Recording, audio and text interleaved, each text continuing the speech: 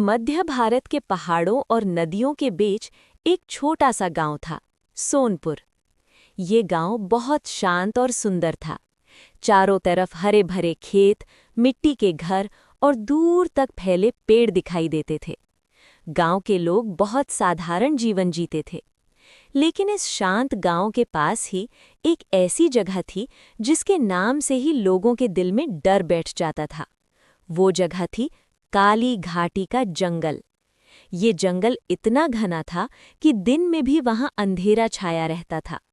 पेड़ों की ऊंची ऊंची शाखाएं सूरज की रोशनी को जमीन तक आने ही नहीं देती थीं। गांव के लोग कहते थे कि उस जंगल में अजीब अजीब आवाजें सुनाई देती हैं। कभी किसी को वहां से रोने की आवाज आती, कभी किसी को घोड़े दौड़ने की आवाज सुनाई देती, और कभी-कभी रात के समय जंगल के अंदर नीली रोशनी चमकती दिखाई देती। कई सालों से लोग उस जंगल के पास भी नहीं जाते थे। गांव के बुजुर्ग अक्सर बच्चों को चेतावनी देते थे, काली घाटी के जंगल में मत जाना, वहां मौत रहती है। लेकिन हर कहानी में एक ऐसा इंसान होता है जिसे डर से ज्यादा रहस्य जानने की इच्छा होती है। सोनपुर गांव में भी ऐसा ही एक लड़का रहता था। उसका नाम था अर्जुन। अर्जुन करीब 18 साल का था। वो बहुत साहसी और जिज्ञासु स्वभाव का था। उसे हमेशा नई जगहों की खोज करना और रहस्यमयी कहानियां सुनना बहुत पसंद था। अर्जुन के दादाजी गांव के सबसे बुजुर्ग व्यक्ति थे। उन्होंने अपनी जिंदगी में बहुत कुछ देखा था। एक शाम अर्जुन अपने दादाजी के साथ घर के अंदर बैठा था। अर्जुन ने पूछा, दादाजी, क्या सच में काली घाटी के जंगल में भूत रहते हैं? दादाजी कुछ देर चुप रहे। फिर उन्होंने धीमी आवाज में कहा, भूत हैं या नहीं ये तो मैं नहीं जानता, लेकिन उस जंगल में एक रहस्य जरूर छिप। अर्जुन की आंखें चमक उठी। कैसा रहस्य? दादाजी ने धीरे धीरे बोलना शुरू किया। बहुत साल पहले यहाँ एक शक्तिशाली राजा राज करता था, राजा वीरेंद्र सिंह। वो बहुत बहादुर और बुद्धिमान राजा था। उसके पास सोने, चांदी और हीरों का बहुत बड़ा खजाना था। अर्जुन ध्यान से सुन रहा था। दादाजी ने आगे कहा, लेकिन एक दिन पड़ोसी राज्य ने उस पर हमला कर दिया। युद्ध बहुत भयानक था। राजा को लगा कि अगर दुश्मन जीत गए तो उनका खजाना लूट लिया जाएगा। अर्जुन ने उत्सुकता से पूछा। दादाजी ने गहरी सांस ली। और खजाना आज भी वहीं है? राजा ने अपने सैनिकों को आदेश दिया कि पूरा खजाना काली घाटी के जंगल में कहीं छिपा दिया जाए। अर्जुन ने पूछा। दादाजी ने सिर हिलाया। हाँ, लोग कहते हैं कि खजाना आज भी वहीं कहीं छिपा है, लेकिन क्या? दादाजी की आवाज और धीमी हो गई। जो भी उस खजाने की तलाश में जंगल गया, वो कभी वापस नहीं आया। यह सुनकर अर्जुन कुछ पल के लिए चुप हो गया, लेकिन उसके मन में डर नहीं बल्कि जिज्ञासा पैदा हो गई। उस रात अर्जुन सो नहीं पाया। उसके मन में बार बार वही बात घूम रही थी, क्या सच में उस जंगल में खजाना है? अगले दिन सुबह अर्जुन अपने सबसे अच्छे दोस्तों से मिला। पहला दोस्त था रोहित। रोहित थोड़ा डरपोक था, लेकिन दिल का बहुत अच्छा था। दूसरी थी मीरा। मीरा बहुत तेज दिमाग वाली और बहादुर लड़की थी। अर्जुन ने दोनों को पूरी कहानी बताई। रोहित तुरंत घबरा गया। तुम पागल हो गए हो क्या?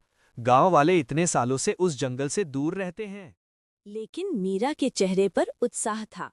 अगर सच में खजाना है तो ये बहुत बड़ा रहस्य है, मीरा ने कहा। अर्जुन मुस्कुराया। मैं उस जंगल में जाने वाला हूँ।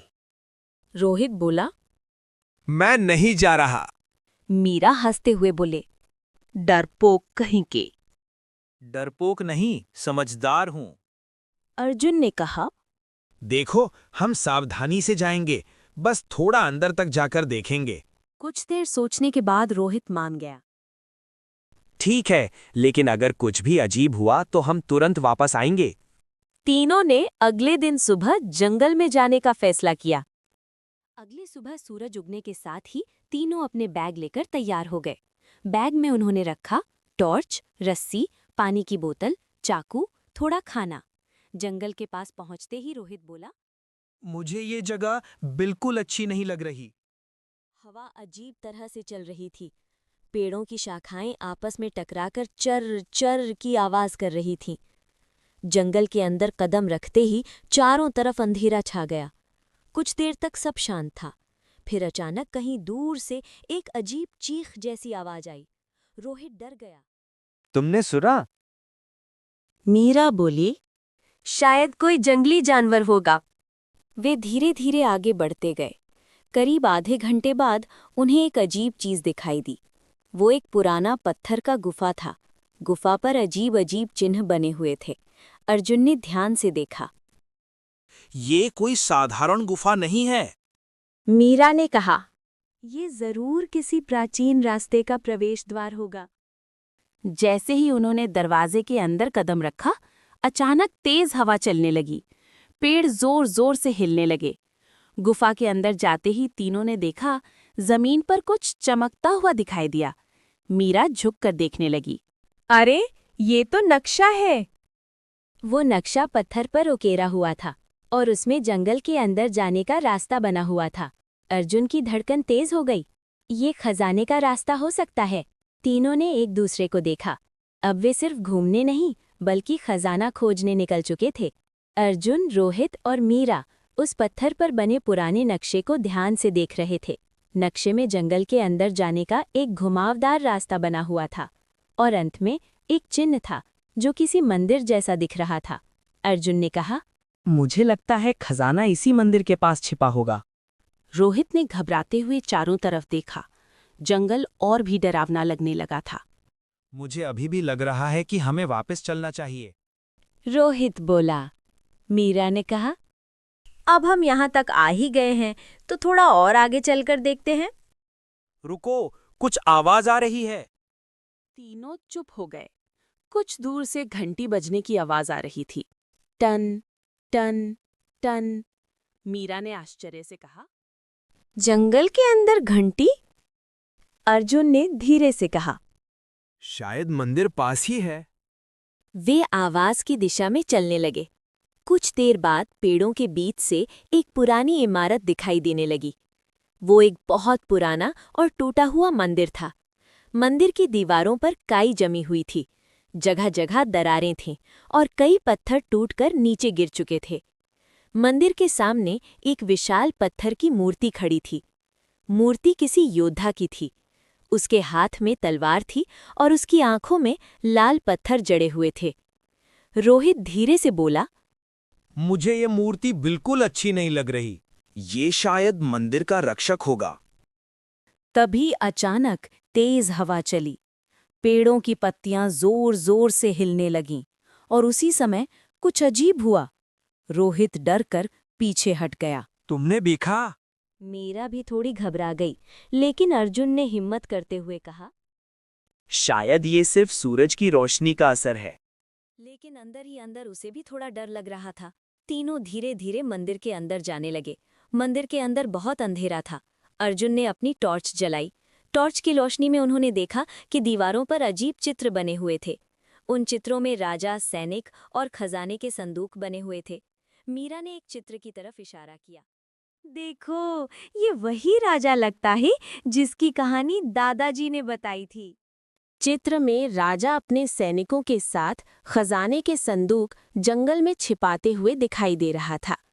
अचानक मंदिर के अंदर से एक भारी आवाज गूंजी। कौन है? तीनों डरकर रुक गए। चारों तरफ फिर से सन्नाटा छा गया। रोहित कांपती आवाज में बोला, ये आवाज किसकी थी? अर्जुन ने धीरे से कहा। शायद हवा की आवाज होगी। लेकिन तभी मंदिर के बीचों बीच की जमीन अचानक कांपने लगी।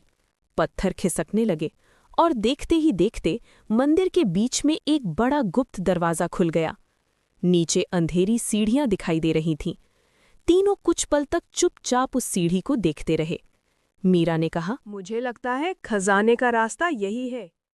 रोहित ने तुरंत कहा, नहीं, मैं नहीं जला। अर्जुन ने मुस्कुराते हुए कहा। डरो मत, हम साथ हैं। आखिरकार रोहित भी मान गया।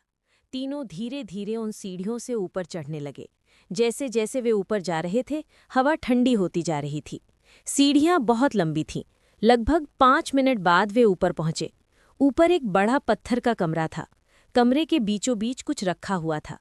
तीनों की आंखें फैल गईं। वहां एक बहुत बड़ा सोने का संदूक रखा था। रोहित की आवाज कांपने लगी। ये सच में खजाना है?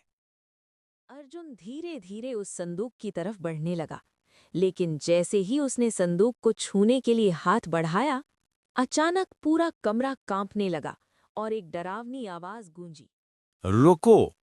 तीनों के दिल की धड़कन तेज हो गई। आवाज फिर गूंजी। ये खजाना हर किसी के लिए नहीं है। कमरे की दीवारों से अचानक 3 अलग-अलग दरवाजे खुल गए। आवाज फिर बोली। जो भी इस खजाने को पाना चाहता है, उसे 3 परीक्षाओं से गुजरना होगा। रोहित घबरा गया। परीक्षा? अर्जुन ने गहरी सांस ली। लगता है खजाना इतनी आसानी से नहीं मिलेगा। आवाज बोली। तुम तीनों अलग अलग रास्तों से जाओगे, और जो सच्चा और बहादुर होगा वही खजाने का हकदार होगा। तीनों ने एक दूसरे को देखा। पत्थर के उस रहस्यमयी कमरे में सन्नाटा छा गया था। सामने सोने का बड़ा संदूक रखा था और दीवारों से 3 अलग-अलग दरवाजे खुल चुके थे। उस डरावनी आवाज के बाद कुछ पल तक कोई भी कुछ बोल नहीं पाया। रोहित का चेहरा डर से पीला पड़ गया था। मुझे ये बिल्कुल अच्छा नहीं लग रहा, हमें वापस चलना चाहिए, उसने कांपती आवाज में कहा। लेकिन अर्जुन ने गहरी सांस लेते हुए कहा। अगर हम यहाँ तक आ ही गए हैं तो आप पीछे नहीं हट सकते। मीरा ने भी हिम्मत दिखाते हुए कहा। शायद यही खजाने तक पहुंचने का रास्ता है। तभी फिर वही भारी आवाज गूंजी। तीनों अपने अपने रास्ते चुनो, और याद रखो, ये परीक्षाएं तुम्हारे दिल और हिम्मत की होंगी। लगता है हमें अलग अलग जाना होगा। रोहित घबरा गया। अकेले? मीरा ने कहा। डर मत, हम तीनों वापस यही मिलेंगे। आखिरकार उन्होंने फैसला कर लिया। अर्जुन ने तलवार वाले दरवाजे को चुना, मीरा ने आंख वाले दरवाजे को, और रोहित मजबूरी में सर्प वाले दरवाजे की तरफ बढ़ गया। तीनों ने एक दूसरे को देखा और अपने अपने रास्ते पर चल पड़े। अर्जुन के सामने एक लंबी और अंधेरी सुरंग थी। अंदर बहुत ठंड थी और चारों तरफ पानी टपकने की आवाज आ रही थी। टप टप टप। अर्जुन धीरे धीरे आगे बढ़ रहा था। अचानक उसे लगा जैसे कोई उसके पीछे चल रहा हो। वो तुरंत मुड़ा, लेकिन पीछे कोई नहीं था। कुछ कदम और आगे बढ़ते ही अचानक उसके सामने 3 विशाल पत्थर के योद्धा खड़े हो गए। उनके हाथों में तलवारें थीं। अचानक वे पत्थर के योद्धा जिंदा हो गए। अर्जुन चौंक गया। एक योद्धा भारी आवाज में बोला। अगर आगे जाना है तो हमें हराना होगा। अर्जुन समझ गया कि यही उसकी परीक्षा है। उसने पास पड़ी एक पुरानी तलवार उठाई। योद्धे उसकी तरफ बढ़ने लगे। अर्जुन का दिल तेजी से धड़क रहा था, लेकिन उसने हिम्मत नहीं हारी। जैसे ही पहला योद्धा हमला करने आया, अर्जुन फुर्ती से एक तरफ हट गया।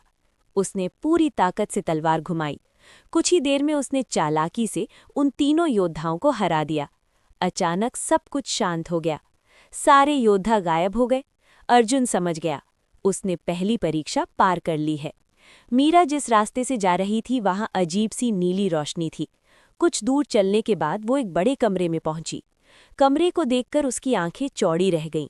चारों तरफ सोने के ढेर, हीरे, मोती और कीमती गहने पड़े थे। इतना खजाना उसने कभी नहीं देखा था। तभी एक मधुर आवाज सुनाई दी। मीरा, ये सब तुम्हारा हो सकता है। मीरा चौंक गई। कौन है? आवाज फैलाई। बस थोड़ा सा खजाना उठा लो और सब तुम्हारा हो जाएगा। मीरा समझ गई कि ये उसकी परीक्षा है। उसने चारों तरफ देखा। सोने के ढेर चमक रहे थे, लेकिन उसने सिर हिलाया। मुझे ये सब नहीं चाहिए। मैं यहाँ सच जानने आई हूँ, खजाना लेने नहीं। जैसे ही उसने ये कहा, आवाज आई, तुम पास हो गई। मीरा मुस्कुरा दी। उसने भी अपनी परीक्षा पास कर ली थी। रोहित जिस रास्ते से जा रहा था वहां बहुत अंधेरा था। उसे सांपों की फुफकार जैसी आवाजें सुनाई दे रही थीं। रोहित का डर बढ़ता जा रहा था। अचानक उसके सामने एक बड़ा गड्ढा आ गया। गड्ढे में दर्जनों जहरीले सांप रेंग रहे थे। रोहित डर से पीछे हट गया। तभी वही आवाज गूंजी। अगर आगे जाना है तो अपने डर का सामना करो। रोहित कांप रहा था, लेकिन उसे अपने दोस्तों की याद आई। उसने हिम्मत जुटाई। दीवार पर एक संकरी लकड़ी की पट्टी थी जो गड्ढे के ऊपर से जा रही थी। रोहित धीरे धीरे उस पर चलने लगा। नीचे सांप फुफकार रहे थे। उसका दिल जोर जोर से धड़क रहा था, लेकिन उसने हिम्मत नहीं हारी। आखिरकार वो दूसरी तरफ पहुंच गया। तभी सांप गायब हो गए। रोहित ने राहत की सांस ली। मैंने कर दिखाया। कुछ देर बाद तीनों फिर उसी बड़े कमरे में पहुंचे जहां खजाने का संदूक रखा था। तीनों एक दूसरे को देखकर खुश हो गए। अचानक संदूक अपने आप खुल गया, लेकिन अंदर जो था उसे देखकर वे हैरान रह गए। संदूक में सोना नहीं था, बल्कि एक पुरानी किताब और एक चमकता हुआ पत्थर था। तभी वही आवाज आखिरी बार गूंजी। तुम तीनों ने लालच, डर और ताकत की परीक्षा पास की है। अब तुम सच्चे खजाने के हकदार हो। तीनों एक दूसरे को देखने लगे। उन्हें समझ आने लगा कि शायद असली खजाना कुछ और ही है। पत्थर के उस रहस्यमयी कक्ष में अर्जुन, रोहित और मीरा खड़े थे। उनके सामने रखा बड़ा संदूक अब खुल चुका था, लेकिन अंदर सोने चांदी के ढेर नहीं थे जैसा उन्होंने सोचा था। संदूक के अंदर सिर्फ एक पुरानी किताब और एक चमकता हुआ नीला पत्थर रखा था। तीनों एक दूसरे को हैरानी से देखने लगे। रोहित बोला, इतनी सारी परीक्षाएं और अंदर बस ये। मीरा धीरे से बोली, शायद इसका कोई खास मतलब है। अर्जुन ने सावधानी से वो पुरानी किताब उठाई। किताब बहुत पुरानी थी, उसके पन्ने पीले पड़ चुके थे। जैसे ही अर्जुन ने किताब खोली, कमरे में हल्की सी रोशनी फैलने लगी। अचानक वही गहरी आवाज फिर गूंजी। बहुत सालों बाद कोई यहाँ तक पहुँचा है। तीनों चौंक गए। अचानक उनके सामने हवा में एक धुंधली आकृति बनने लगी। धीरे धीरे वो आकृति एक राजा के रूप में बदल गई। राजा ने भारी आवाज में कहा, मैं हूँ इस जंगल का रक्षक, राजा वीरेंद्र सिंह। अर्जुन ने आश्चर्य से कहा, क्या आप वही राजा हैं जिनका खजाना यहाँ छिपा है? राजा की आत्मा ने सिर हिलाया। हाँ, लेकिन इस खजाने की कहानी लोग गलत समझते रहे हैं। मीरा ने पूछा, तो असली खजाना कहाँ है? राजा की आत्मा मुस्कुराई। जो लोग लालच में यहाँ आए वे कभी वापस नहीं जा सके, क्योंकि ये खजाना लालचियों के लिए नहीं है। रोहित घबरा कर बोला, तो फिर ये सब क्या है? राजा ने उस चमकते हुए पत्थर की तरफ इशारा किया। ये ज्ञान रत्न है। इसमें मेरे राज्य का इतिहास और कई गुप्त ज्ञान छिपा है। फिर उन्होंने किताब की तरफ इशारा किया। और ये किताब उस ज्ञान को समझने की कुंजी है। लेकिन अर्जुन ने गहरी सांस लेते हुए कहा। अर्जुन ने पूछा, लेकिन आपने इतना बड़ा रहस्य जंगल में क्यों छिपाया? राजा ने धीरे से कहा, क्योंकि मुझे डर था कि अगर ये ज्ञान गलत हाथों में चला गया तो दुनिया में बहुत विनाश हो सकता है। मीरा ने कहा, तो आपने इन परीक्षाओं को इसलिए बनाया ताकि सिर्फ सही लोग ही यहाँ तक पहुँच सकें? राजा ने मुस्कुराकर सिर हिलाया। सही कहा। जो लोग लालच में आए वे पहली ही परीक्षा में हार गए। जो डर गए वे आगे नहीं बढ़ सके। लेकिन तुम तीनों ने हिम्मत, ईमानदारी और दोस्ती दिखाई है। कमरे में अचानक हल्की रोशनी फैलने लगी। राजा की आत्मा ने कहा, अब ये ज्ञान तुम्हारे भरोसे है। अर्जुन ने धीरे से पूछा, हमें इसके साथ क्या करना होगा? राजा बोले, इस ज्ञान का इस्तेमाल लोगों की भलाई के लिए करना और इस जंगल के रहस्य की रक्षा करना। इतना कहते ही राजा की आत्मा धीरे धीरे गायब होने लगी, लेकिन जाने से पहले उन्होंने कहा, याद रखो, दुनिया का सबसे बड़ा खजाना सोना नहीं, सच्चाई, साहस और ज्ञान है। कुछ ही सेकंड में वो आत्मा गायब हो गई। कमरा अचानक चमकने लगा। अर्जुन, रोहित और मीरा की आंखों के सामने तेज रोशनी फैल गई। और फिर जब उन्होंने आंखें खोलीं तो वे खुद को जंगल के बाहर खड़े पाए। सूरज डूब रहा था। जंगल पहले जैसा शांत था, जैसे कुछ हुआ ही नहीं। रोहित ने हैरानी से कहा, क्या ये सब सपना था? मीरा ने अर्जुन की तरफ देखा। अर्जुन के हाथ में अभी भी वो चमकता हुआ नीला पत्थर था। तीनों समझ गए, जो कुछ हुआ था वो सच था। उस दिन के बाद उन्होंने उस रहस्य को किसी को नहीं बताया, लेकिन उन्होंने राजा की बात याद रखी। उन्होंने उस ज्ञान का इस्तेमाल लोगों की मदद करने के लिए किया। और काली घाटी का जंगल आज भी उतना ही रहस्यमयी है, क्योंकि शायद उसका असली खजाना अभी भी वहीं छिपा है और उसका रास्ता सिर्फ सच्चे दिल वाले ही ढूंढ पाते हैं।